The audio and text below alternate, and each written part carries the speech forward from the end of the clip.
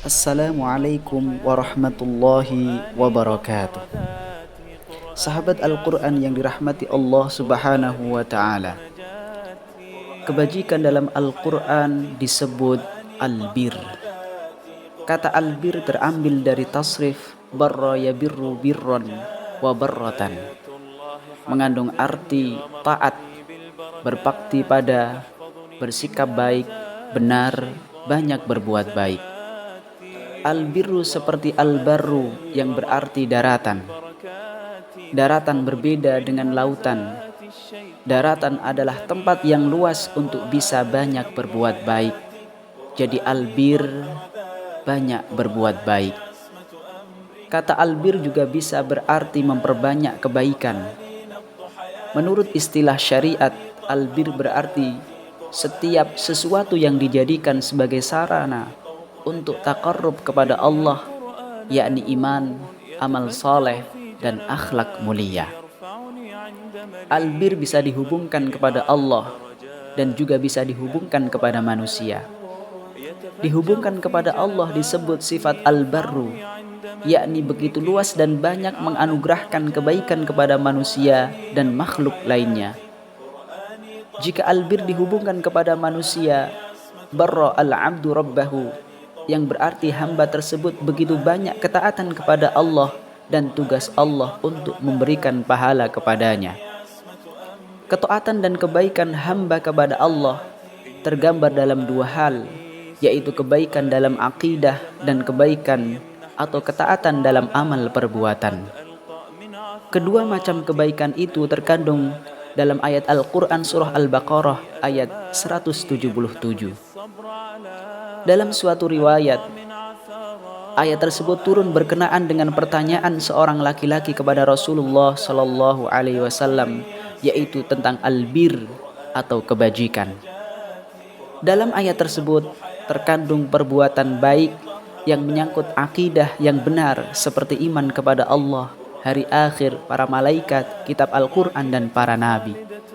Terkandung juga amal perbuatan yang bersifat fardu seperti sholat dan zakat, amal perbuatan yang bersifat sunnah seperti berinfak dengan harta yang dicintai dan bermanfaat.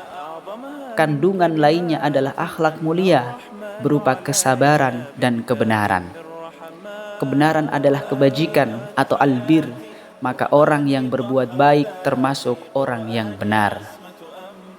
Orang yang benar akan konsisten memegang teguh apa yang sudah diyakini untuk selanjutnya dilaksanakan atau untuk dihindari. Dengan demikian, orang yang benar memiliki predikat muttaqun, yakni orang yang bertakwa. Perintah bertakwa kepada Allah Subhanahu wa taala terulang dalam Al-Qur'an sebanyak 15 kali. Syekh Muhammad Abduh berpendapat, bertakwa adalah menghindarkan diri dari segala apa yang dilarang Allah dan memperkenankan seluruh perintahnya.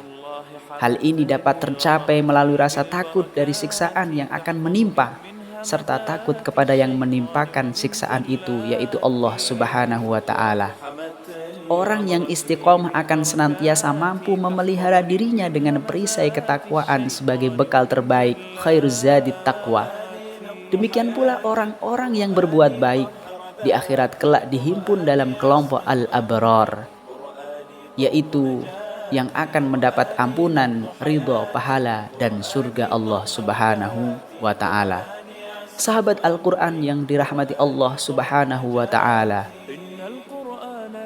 ayat Al-Quran surah Al-Baqarah ayat 177 memberikan pelajaran, pengajaran atau gambaran tentang luasnya makna albir, baik secara teoritis maupun secara praktis.